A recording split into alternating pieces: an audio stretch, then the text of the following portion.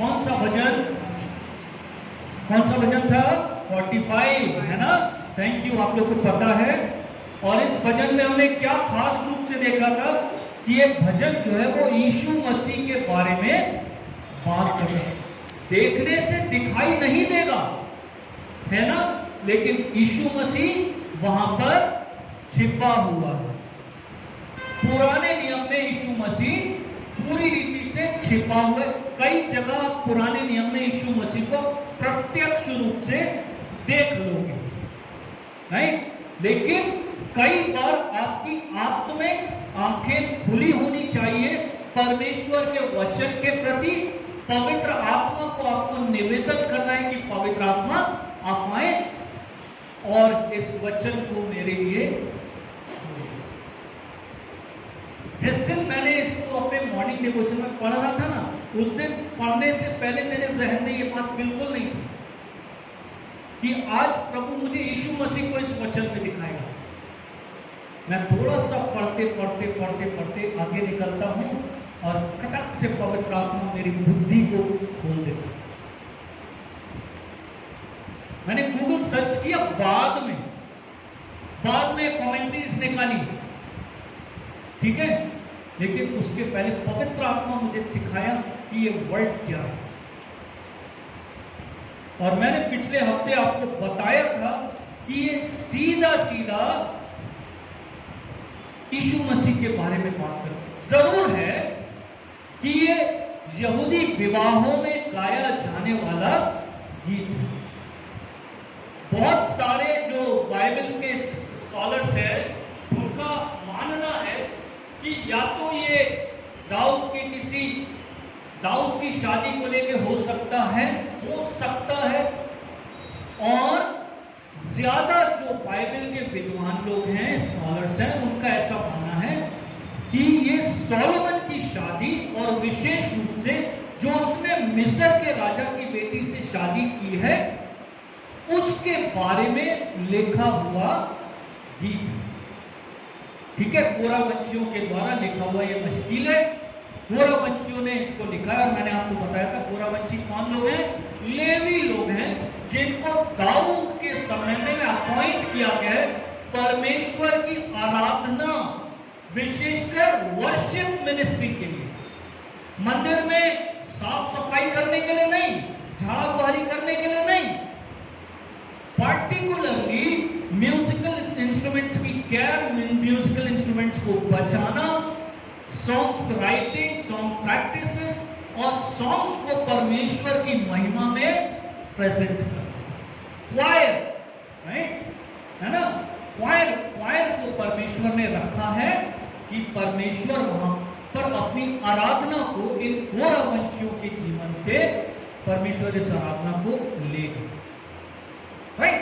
तो जब आप इस 45वें अध्याय में थोड़ा सा आगे आते हो तो आपको कुछ few certain things आपको उसमें दिखाई देती है। और विशेष रूप से मैंने आपको चार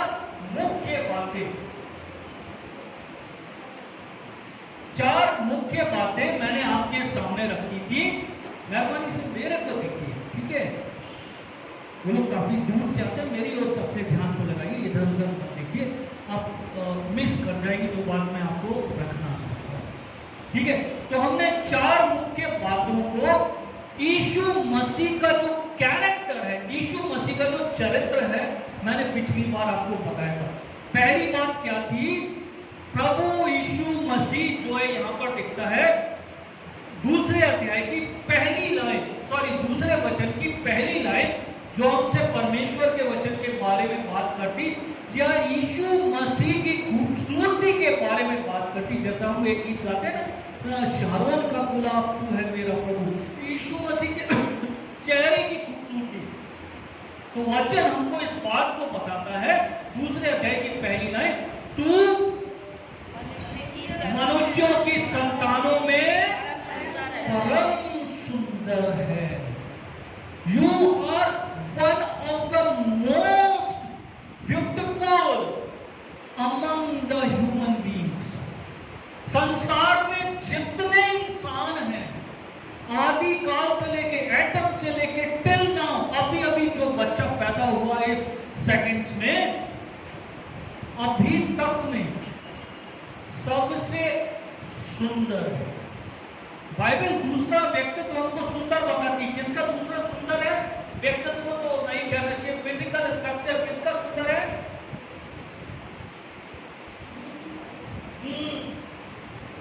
लूसीफर, है ना? He is so beautiful. Lucifer बहुत सुंदर है ना? इसीलिए हम सबके जीवन को बड़ा जल्दी आजकल वो आकर्षित करता, बहुत इजीली अट्रैक्ट करता रहता है ना? चर्च में बैठे हैं, मोबाइल बाइबल खुला हुआ है, झटके से मित्र का एसएमएस व्हाट्सएप आया, कट से व्हाट्सएप पे गए, कट से फेसबुक पे चले गए, चर्च के अंदर बैठे बैठे। ऐसे डिस्ट्रैक्शन हमारे जीवन में लेकर आता है, क्योंकि बाइबल कहती है जब वो अपने विंग्स को स्ट्रेच करता है, जब वो स्वर्गदूत जब अपने परों को ऐसे करके फैलाता है, तो मल्टीपल बहुत सारे म्यूजिकल इंस्ट्रूमेंट्स के बजने की आवाज आती है। इतना खूबसूरत है, परमेश्वर ने सारी खूबसूरती उसको दी है, लेकिन एक बात, एक घमंड के आत्मा की बात उसके जीवन में आता है, ही इज डिमोटेड, वो अपने स्थान से, उसके पद से गिरा दिया जाए। लेकिन प्रभु यीशु मसीह के बारे में बाइबल हमको बताती है, you are beautiful beyond descriptions, तू वर्णन से बहुत खूबसूरत है। दूसरी बात जो पिछली बार हम लोगों ने देखी थी, मैं रेफरेंसेस को नहीं लूंगा, जो रेफरेंसेस लास्ट टाइम मैंने कोट किए थे, मैं बस एक रिव्यू दे रहा हूं ताकि जो लोग पिछले हफ्ते नहीं आए थे उनको समझ में आए कि हमने पिछले हफ्ते क्या देखा था। दूसरी बात, हमने इस बात को देखा था, परमेश्वर का वचन हमको बताता है कि तेरे मुंह से क्या टपकता है? तेरे होठों से अनुग्रह भरा हुआ है, तेरे मुंह से अनुग्रह टपकता है, तेरे मुंह से परमेश्वर का अनुग्रह टपकता है ना? यीशु मसीह के मुंह में जीवन की बातें हैं, वो अनुग्रह की बातें हैं, जिसके कारण आज हम सब यहां पर बैठे हैं। परमेश्वर का वचन हमको इस बात को सिखाता है, पर परमेश्वर के पुत्र यीशु मसीह के मुंह में अनुग्रह टपक रहा है हमारे लिए। परमेश्वर के पुत्र यीशु मसीह के मुंह से हमारे लिए अनुग्रह का वचन आ रहा है, इसलिए आज हम लोग जिंदा हैं। उसके मुंह में अनंत जीवन की बातें हैं। पतरस, है ना, काफी सारे चेले हैं, जब प्रभु यीशु मसीह रोटी अपने शरीर के बारे में कहते हैं और अपना खून पीने के बारे में बातें कहते हैं यूहन्ना रचित सुसमाचार में, तो बहुत सारे चेले जो हैं वो ठोकर खाते हैं प्रभु यीशु मसीह के बात से। वो कहते हैं कि कैसे ही अपना लहू हमें पीने के लिए दे सकता है, कैसे ही अपना शरीर हमें खाने के लिए दे सकता है। और बहुत से जो चेले हैं वो यीशु मसीह को छोड़कर चले जाते हैं। तो पतरस और शेष 11 से प्रभु यीशु मसीह कहते हैं कि अब तुम भी चले जाना चाहते हो, लेकिन पतरस क्या कहता है?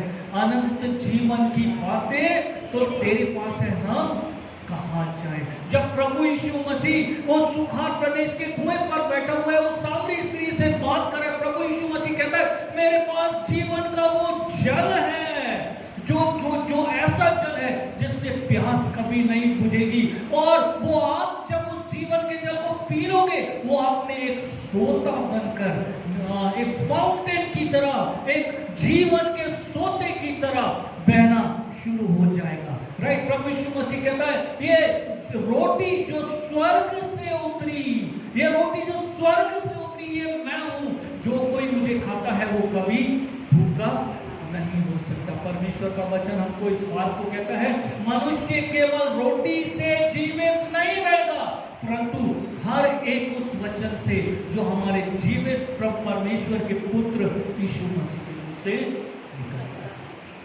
राइट? परमेश्वर का वचन यहाँ पर कहता है कि वो तेरे होठों में अनुग्रह भरा हुआ है, उसके होठों में हमारे लिए अनुग्रह। और तीसरी बात जो हमने यहाँ पर देखी थी, इसीलिए परमेश्वर ने तुझे सदा की आशीष दी। ठीक है? परमेश्वर ने यीशु मसीह को सदा का राज्य, सदा युगानुयुग की आशीष, युगानुयुग की आशीष, युग युगान युग उसे परमेश्वर को यीशु मसीह के नाम में धन्यवाद दें। फोर्थ बात जो उस दिन हमने देखी थी, हे वीर, तू अपनी तलवार को जो तेरा वैभव और प्रताप है अपनी कटी पर बांध ले। सत्य, नम्रता, धर्म के निमित्त अपने ऐश्वर्य और प्रताप पर सफलता से सवार हो, तेरा दाहिना हाथ तुझे। इन चार बातों में हमने यीशु मसीह को देखा था। मैं थोड़ा सा लंबा हो रहा था इसलिए दो बातों को बहुत शॉर्ट में मैंने लेके उसको आगे बढ़ना चाहता हूँ आज। राइट, आज हम परमेश्वर के वचन में इसी चैप्टर को देखते हुए 6वें और 7वें वचन को देखेंगे। 6वें 7वें वचन में 6वें 6 से लेके 9 वचन तक हम सब एक साथ पढ़ेंगे। ठीक है, परमेश्वर का वचन खोल के रखिए, हम सब इसको साथ में पढ़ेंगे। परमेश्वर का वचन हमसे क्या कहता है, सब लोग साथ में पढ़ेंगे। आइए अपनी आवाज ऊंचा करके। सदा सर्वदा बना रहेगा, तेरा राज न्याय का है, तूने धर्म से प्रीति और जुस्ता से पैर रखा है। इस कारण परमेश्वर ने, हाँ तेरे परमेश्वर ने तुझको तेरे साथियों से अधिक हर्ष के तेल से अभिषेक किया है। तेरे सारे वस्त्र गंधरस अगर और तेल है।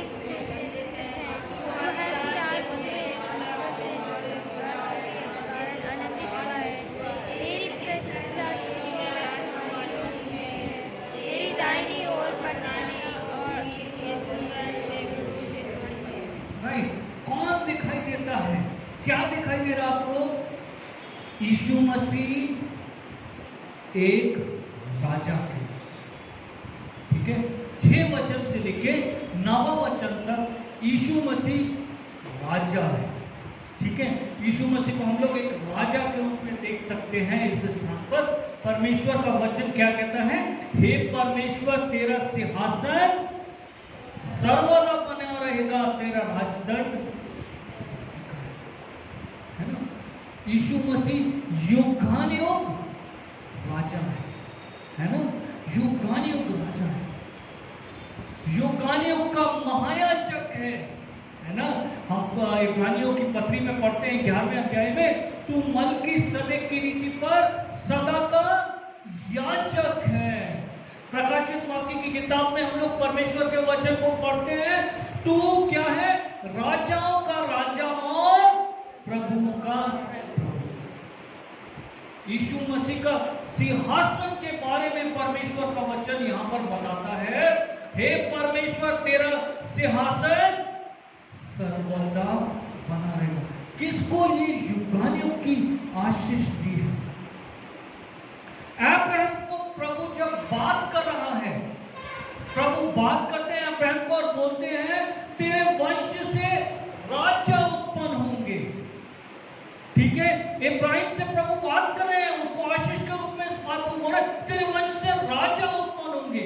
जब आप उत्पत्ति की किताब को देखते हो, शायद उसके 45वें अध्याय में देखते हो, जब याकूब अपनी औलादों को अपने दुनिया से कूच करने से पहले आशीष दे रहा है, सबको आशीष देता है। और जब वो यहूदा को बुलाता है, वो क्या कहता है? जल्दी से देखिए उसे परमेश्वर के वचन को, उत्पत्ति की किताब उसका 45वां अध्याय,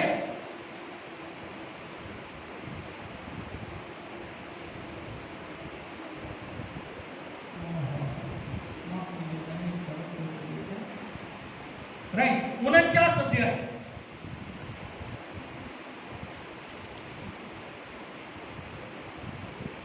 नवे वचन से आगे, यहूदा सिंह का बच्चा है। Who is line of Judah? यहूदा का सिंह कौन है? किसके बारे में बात करता है परमेश्वर का वचन? यीशु मसीह को कहता है ना, You are line of Judah, तू यहूदा का शेर है। ठीक है, बाइबल और प्रकाशित वाक्य में भी यह बात हमको देखने के लिए मिलती है, यहां पर भी हमको परमेश्वर के वचन से देखने के लिए मिलती है कि यहूदा को क्या कह रहा है? वो शेर का बच्चा है। बाइबल यीशु मसीह को ही बोलती है, you are line of Judah, तू यहूदा का सिंह है, तू यहूदा का मूल है। राइट, उसके बाद परमेश्वर का वचन क्या कहता है? हे मेरे पुत्र, तू अहेर करके गुफा में गया है, वो सीन अथवा सीनी के समान दब कर बैठ गया, फिर कौन उसको छेड़ेगा? जब तक शीलो ना आए, शीलो शांति की वाचा का स्थापन करता, शीलो शांति की वाचा का स्थापन करने वाला जब तक ना आए, राइट? प्रभु यीशु मसीह का इस दुनिया में आना, मां के मरियम के द्वारा हमारा उद्धार का कारण, उस समय की बात कर रहा है। और उसके बाद प्रभु यीशु मसीह जब दोबारा अपनी महिमा में आएगा, उसकी भी बात कर रहा है। परमेश्वर का वचन यहां पर क्या कहता है? जब तक शीलो ना आए, तब तक ना तो यहूदा से राजधन छूटेगा, ना उसके वंश से व्यवस्था का देने वाला अलग होगा। ये यीशु मसीह के बारे में बात कर रहा, किसी और के बारे में बात नहीं कर रहा है। वाचा का देने वाला, अभी हमने जो गाना गाया ना, इसमें नई वाचा दी तूने हमको, नई वाचा, ये जो आपके सामने है, जो रूपक आपके सामने है, नई वाचा का स्थापन करता, जिसको यीशु मसीह ने स्थापन किया, नई वाचा है ना, अनुग्रह की वाचा, राइट? परमेश्वर का वचन यहां पर कह रहा है कि, और सॉरी, परमेश्वर का वचन यहां पर कहता है व्यवस्था का, उसके वंश से व्यवस्था का देने वाला अलग होगा, राज्य राज्य के लोग उसके अधीन होंगे, राइट? है ना? एवरी टंग शैल बाउ ना, एवरी टंग शैल कन्फेस, हर एक जीव अंगीकार करेगी, है ना, हर एक घुटना झुके। हाँ, ये बस फिलिपियो 2 में ना, फिलिपियो 2 देखिए जल्दी से, फिलिपियो 2 अध्याय, और परमेश्वर पिता की महिमा के लिए, मुझे अभी तक मिला नहीं लेकिन मैं याद है इसलिए मैं बोल दे रहा हूं, परमेश्वर पिता की महिमा के लिए हर एक जीव अंगीकार करे,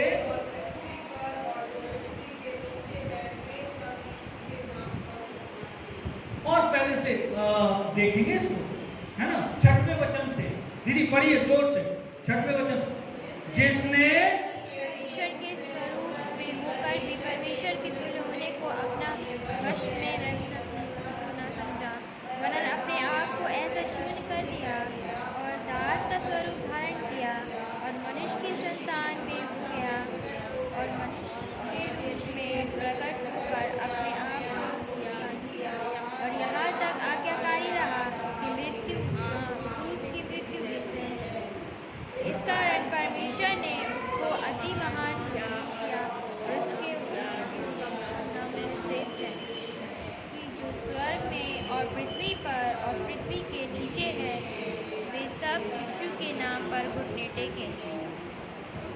और हर एक जीव अंगीकार कर ले कि यीशु मसीह प्रभु है। मैंने आपको एक अर्थ बताया था ना, बाइबल जब प्रभु शब्द का इस्तेमाल कर रही है, वो क्या है याद है? पिछले हफ्ते बताया हूं, कलीसिया के लिए, जब कलीसिया एक सार्वभौमिक, राइट, कलीसिया पर बात हो रही है, तो प्रभु का मतलब क्या आता है? पति,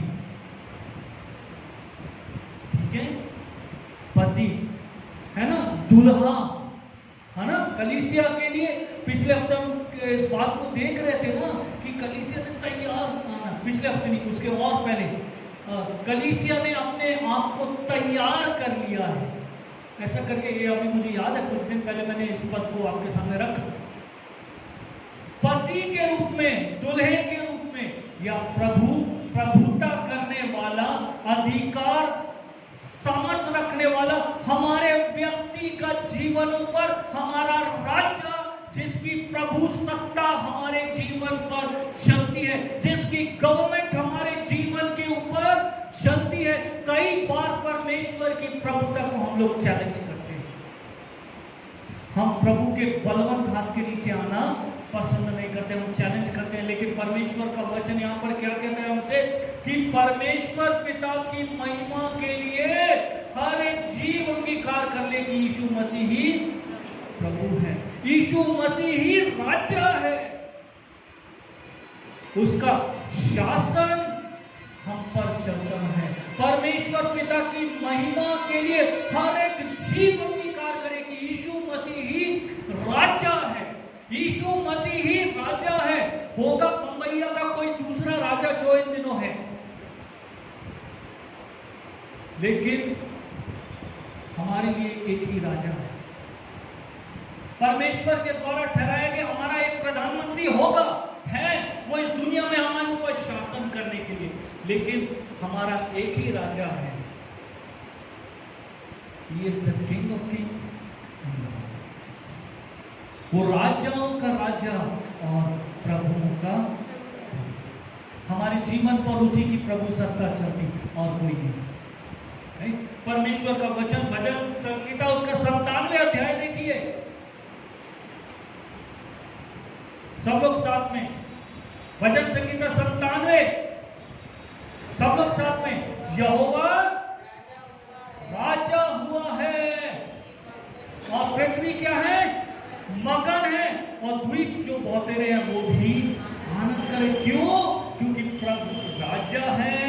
हालेलुया, प्रभु राजा है, प्रभु राजा है, हमारा प्रभु राजा है। आनंद का विषय है, हमारा प्रभु राजा है। भजन संहिता 99 अध्याय देखिए, यहोवा राजा हुआ है। परमेश्वर का वचन कह रहा है यहोवा राजा है। देश देश के लोग कांप उठे, वो खरूबों पर विराजमान होकर पृथ्वी पर, है ना। अभी फालतू का एक नैरेटिव हम लोग के सामने आया ना, कर्नाटक के स्कूल का बुलबुल, है ना, नहीं सुना किसी ने? सबने न्यूज देखी होगी ना। हाँ, सावरकर जी ने वो अपने लिए अपनी किताब में खुद लिख लिया कि बुलबुल पे मैं सवार होके आता हूं। हमारा प्रभु कैसी महिमा में आ रहा है।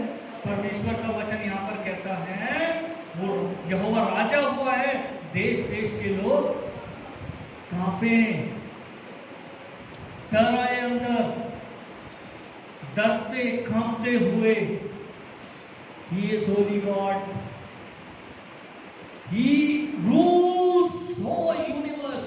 वो संपूर्ण, क्या शब्द कहूं, यूनिवर्स के लिए नहीं, ब्रह्मांड सही शब्द नहीं है, मसीह लोगों के लिए सृष्टि कह सकते, ब्रह्मांड ना। तो दीदी टीचर है इसलिए उनके दिमाग में तुरंत वो पर्यायवाची आया है, लेकिन जो ब्रह्मांड शब्द है वो सही शब्द नहीं है। सृष्टि इज बेस्ट ना। अच्छा, तो और क्या कह सकते हैं हम लोग? परमेश्वर का वचन यहाँ पर हमसे क्या कह रहा है? 99 में यहोवा राजा हुआ है, देश देश के लोग कांपे, वो उसकी अथॉरिटी का आदर करें, परमेश्वर के राजा होने का आदर करें, है ना, उसे फॉर ग्रांटेड, उसे हल्के में ना लें। आगे हम लोग देखते हैं राजा की क्वालिटी क्या है।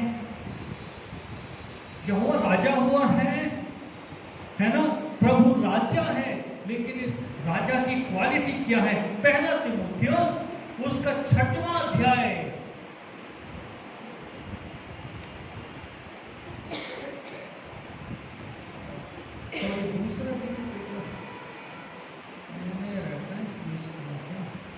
दूसरा तीमुथियुस उसका 6वां अध्याय का 15वां वचन। परमेश्वर जिससे वो ठीक समय पर दिखाएगा, जो परम धन्य है ना। राजा की क्वालिटी क्या है? जिस राजा के सामने हम बाउ डाउन होते हैं, जिसको हम साष्टांग प्रणाम करते हैं, जिसके आगे हर जीव, हर भाषा इस बात का अंगीकार करती है, उसका स्वरूप क्या है? बाइबल सेज परम धन्य है वो, है ना। 15वां वचन, पहला तीमुथियुस उसका 6वां अध्याय का 15वां वचन, जिसे वो ठीक समय पर दिखाएगा, जो परम धन्य और एकमात्र अधिपति, राजाओं का राजा और प्रभुओं का प्रभु है। हाँ, यो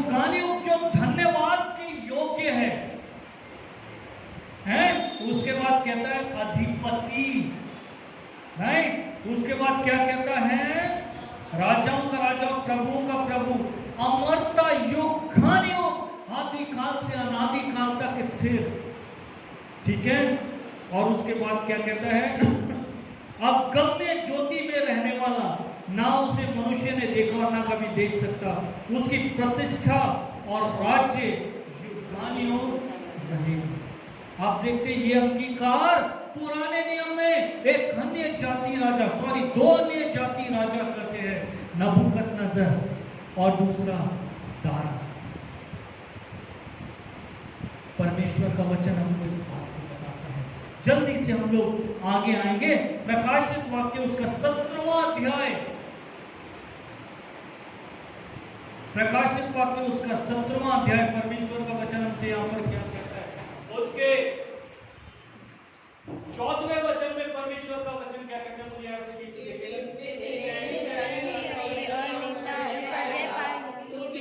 प्रभुओं का प्रभु और राजाओं का राजा है, और जो आए हुए हैं, विश्वासी हैं, जय पाएंगे। परमेश्वर का वचन क्या कह रहा है, प्रकाशित वाक्य 7वें अध्याय का 14वां वचन, परमेश्वर का वचन कहता है, वे मेमने से लड़ेंगे और मेमना उन पर जय पाएगा, क्योंकि वो प्रभुओं का प्रभु और राजाओं का राजा है, और जो बुलाए हुए और चुने हुए और विश्वासी हैं उसके साथ सदा जय पाएंगे। वो खुद जयवंत परमेश्वर है, और जो उसके साथ होंगे वो भी जय पाएंगे। जय के उत्सव में चलने वाला परमेश्वर है। इसके बाद 19वां अध्याय, रेवलेशन चैप्टर 19, प्रकाशित वाक्य की किताब उसका 19वां अध्याय 11 वचन से आगे परमेश्वर का वचन क्या कहता है, फिर मैंने स्वर्ग को खुला हुआ देखा, और देखता हूँ कि एक श्वेत घोड़ा है, और उस पर एक सवार है, जो विश्वास योग्य, रुकिए वन बाय वन, जो विश्वास योग्य और सत्य कहलाता है, वो धर्म के साथ न्याय और युद्ध करता है, उसकी आंखें आपकी ज्वाला हैं, उसके सिर पर बहुत से मुकुट हैं, उस पर एक नाम लिखा है जिसे छोड़ और कोई नहीं जानता, वो लहू छिड़का हुआ वस्त्र पहने हैं, और वो नाम परमेश्वर का वचन। कौन सिंबॉलिक है ये, है ना। हम gospel of John chapter 1 verse 1 में देखते हैं ना, आदि में वचन था, वचन परमेश्वर था, और यही आदि में परमेश्वर था, परमेश्वर का वचन यीशु मसीह। यीशु मसीह को जब वो इस दुनिया में आए, सिर्फ फॉर अ टाइम बीइंग 33 वर्षों के लिए उसका नाम यीशु मसीह है, लेकिन जब वो स्वर्ग में है तो उसका नाम परमेश्वर का वचन है। परमेश्वर का वचन कहता, 13वें वचन को फिर से पढ़ेंगे, वो लहू छिड़का हुआ वस्त्र पहने हैं, उसका नाम परमेश्वर का वचन है। स्वर्ग की सेना श्वेत घोड़ों पर सवार, श्वेत और शुद्ध मलमल पहने हुए उसके पीछे है। जाति जाति को मारने के लिए उसके मुख से चोखी तलवार निकलती है। वो लोहे का राजदंड लिए हुए उन पर राज्य करेगा, और सर्वशक्तिमान परमेश्वर के भयानक प्रकोप की जलजलाहट की मदिरा के मुंह में दाग डाल देगा। उसके वस्त्र और उसके जांघ पर क्या लिखा हुआ है, राजाओं का राजा और प्रभुओं का। तो 45वें अध्याय, भजन संहिता 45वें अध्याय के 6वें पद में जो बात हमसे कह रहा है, वो यीशु मसीह के लिए बात कर रहा है ना। वो युगानुयुग का राजा है। परमेश्वर का वचन इस बात को बताता है, हे परमेश्वर, तेरा सिंहासन सदा यीशु मसीह के बारे में बात कर रहा। ये सोलोमन के राज्य के बारे में बात नहीं कर रहा। कुछ साल सोलोमन जिंदा रहा, मर गया, राइट। उसके बाद उसका बेटा आया। उसका जब बेटा आया तो 2 डिवाइडेड किंगडम इजराइल में आया। एक 10 राज्य एक तरफ हो गए, 2 राज्य एक तरफ हो गए, यहूदा और उसके साथ एक राज्य, और उसके बाद बाकी इस्राएली राजा। और उसके बाद हम देखते हैं इन सब ने पाप किया। इजराइल ने भी पाप किया, यहूदा ने भी पाप किया, और दोनों बंधुआई में चले गए। राजा मर खप गए, लेकिन उसी डायनेस्टी से यीशु मसीह आता है, उसी जिनोलॉजी से यीशु मसीह आता है, उसी वंशावली से यीशु मसीह आता है। और जो युगानुयुग का राजा, मैंने आपको उत्पत्ति की किताब 45वें अध्याय से भी आपको इस बात को बताया, और प्रकाशित वाक्य से भी आपको इस बात को बताया। कि परमेश्वर का सिंहासन यीशु मसीह का सिंहासन युगानियों का टल है। परमेश्वर का वचन यहाँ पर कहता है, हे परमेश्वर तेरा सिंहासन सदा सर्वदा बना रहेगा, तेरा राज्य तेरा राजदंड न्याय का है। परमेश्वर का वचन हमको बताता है। 7वें वचन को जल्दी से मैं करके आगे की ओर जाऊंगा। परमेश्वर का वचन क्या कहता है वहां पर, तूने से बैर रखा है, इस कारण परमेश्वर ने परमेश्वर ने तुझको तेरे साथियों में अधिक हर्ष के इब्रानियों की पत्री पहला अध्याय,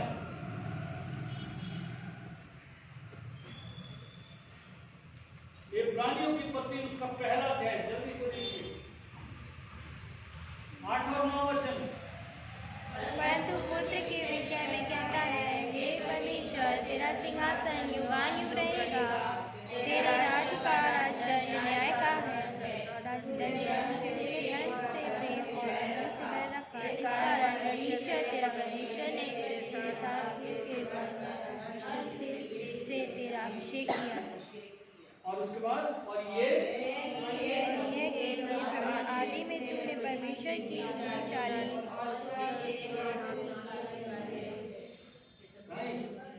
ठीक है, ये साथी लोग कौन हैं, किनके बारे में बात कर रहा है? जब परमेश्वर का वचन यहाँ पर कह रहा है ना, भजन संहिता 45वें भी अध्याय में भी आपने इस बात को देखा है, और यहाँ पर भी इब्रानियों की पत्री में भी इस बात को क्या कह रहा है?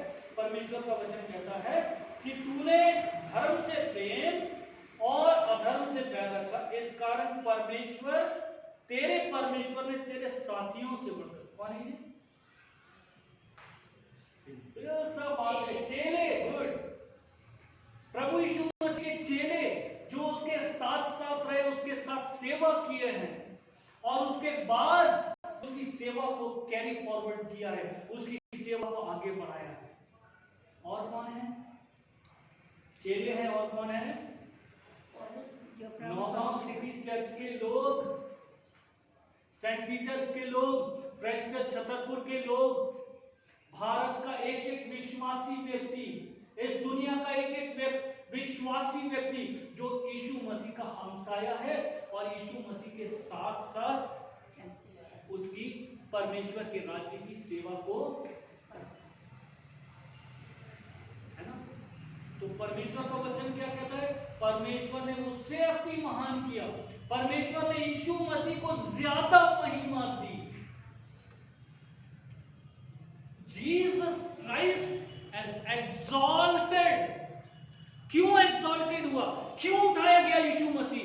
यीशु मसीह के आज्ञाकारी होने के कारण, राइट? यीशु मसीह के आज्ञाकारी होने के कारण यीशु मसीह ऊंचा उठाया गया।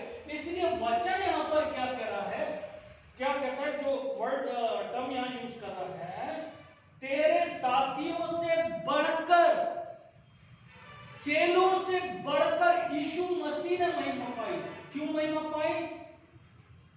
चेले शहीद हुए, आज भी संसार में याद करता है, आदर देता है। आज हम उनको आदर देते हैं क्योंकि चेले तो संत थॉमस हमारे लिए आशीष का कारण है। वो धार के सुसमाचार को भारत को लेके आया। हम क्यों परमेश्वर का धन्यवाद, हम पूजा नहीं करेंगे, सेंट थॉमस की पूजा नहीं करेंगे, उसके आगे कैंडल स्टिक नहीं बर्न करेंगे, हम कैंडल बर्न नहीं करेंगे, हम सैक्रिफाइसेस ऑफर नहीं करेंगे सेंट थॉमस के आगे। We won't do it. नहीं, बाइबल नहीं सिखाती, राइट? लेकिन हम परमेश्वर का धन्यवाद करेंगे संत थोमा का, जो हजारों किलोमीटर ट्रैवल करके भारत में आया, साउथ इंडिया में आया, वहां उसकी सेवा किया, प्रभु यीशु मसीह की सेवकाई और उसकी गवाही के लिए वो वहां पर शहीद। हमें परमेश्वर का धन्यवाद। लेकिन भले ही शहीद हुआ, लेकिन मृत्यु में से वो जिंदा नहीं हुआ, है ना। कब्र में वो रहा, आज भी वो कब्र में ही है, राइट? लेकिन प्रभु यीशु मसीह को बताता है कि वो मुर्दों में से जी उठे। परमेश्वर का वचन यहाँ पर कहता है कि तेरे साथियों से बढ़कर हर स्तुति तेल से तेरा स्पेशल अनॉइंटिंग, स्पेशल अनॉइंटिंग प्रभु यीशु मसीह को मिल गई। यीशु मसीह के बारे में बात कर रहा है चर्च। वो भले ही गीत सोलोमन या उसकी वेडिंग के बारे में लिखा गया है, but Bible does not talks about Solomon. Bible Solomon के बारे में बात तो नहीं कर रही है वहां पर।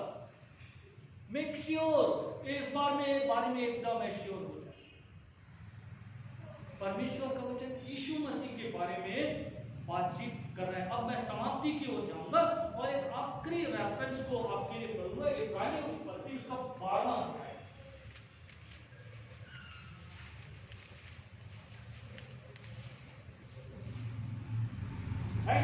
उसके 1, 2 और 3 वचनों को हम सब साथ साथ पढ़ेंगे।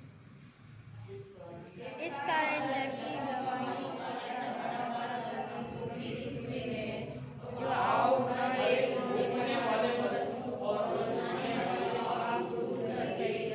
और जिसमें हमें दौड़ना है, धीरज से दौड़े और विश्वास के करता और सिद्ध करने वाले यीशु की ओर ताकते रहे, जिसने उस आनंद के लिए जो उसके आगे खड़ा था लज्जा की कुछ चिंता न करके क्रूस का दुख सहा और सिंहासन पर परमेश्वर के दाहिने जा बैठा है। इसलिए उसका ध्यान करो जिसने अपने विरोध में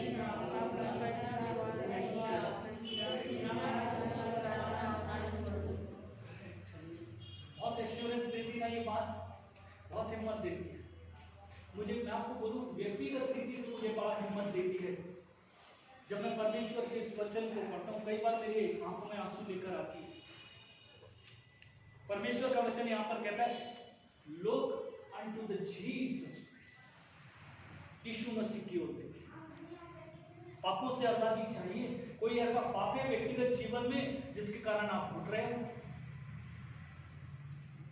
कुछ गलत बात है, कुछ गलत आदत है जिसके कारण आप घुट रहे हो? कोई बात आपको पीड़ा दे रही है? प्रभु यीशु मसीह का वचन इस स्थान पर कहता है, परमेश्वर का वचन कहता है, इसलिए उस पर ध्यान करो जिसने अपने विरोध में पापियों का इतना विरोध सह लिया कि तुम निराश होकर साहस न छोड़ो। We have an assurance of life. Life insurance इस दुनिया में ही खत्म हो पाएगा। मान लो मैं अपने लिए लाइफ इंश्योरेंस शुरू करूं, एक दिन आएगा 6x4 में जाना है, 6x4 में गया, बोल रहा लाइफ इंश्योरेंस किस काम का? समझ रहे ना 6x4 क्या है? कबर का गड्ढा है ना, 6 फुट लंबा 4 फुट चौड़ा। 6x4 में वो और बात करता है लाइफ इंश्योरेंस किसकी, LIC किसकी बात करता है? जिंदगी के साथ भी और जिंदगी के बाद भी। क्या मिला? कद्दू मिला जिंदगी में 6x4 के बाद? कुछ नहीं मिला। पतरस क्या कहते हैं? अनंत जीवन की बात तेरे पास है प्रभु, वो दे दे। That's what I need. अनंत जीवन की बात चाहिए प्रभु, कुछ नहीं चाहिए। परमेश्वर का वचन हमको इस बात को सिखाता है, परमेश्वर का राज्य, परमेश्वर का राजा होना, यीशु मसीह का राज्य, यीशु मसीह का राजा होना हमारे व्यक्तिगत जीवन में। आपको याद है जब मैं आपको बता रहा था, हम प्रभु की प्रार्थना की ओर देख रहे थे, तो वहां पर क्या कहता है? तेरा राज्य आए, तेरी इच्छा पूरी हो। तो मैंने आपको इस बात को बताया था, परमेश्वर का हमारे जीवन में राजा, यीशु मसीह का मेरे जीवन में राजा। It is so much important, क्योंकि यदि प्रभु यीशु मसीह राजा है तो किसकी इच्छा चलेगी? यीशु मसीह, है ना। और क्या कहते हैं कि जैसे तेरी इच्छा स्वर्ग में पूरी हो वैसे पृथ्वी पर। तो परमेश्वर की इच्छा कहां पूरी होगी? मेरे व्यक्तिगत जीवन में, एक इंडिविजुअल के जीवन में, एक व्यक्तित्व में परमेश्वर की इच्छा का पूरा होना। Then only Jesus Christ is the Lord. Jesus Christ is the King of Kings and the Lord of Lords. तभी यीशु मसीह राजाओं का राजा और प्रभु। आइए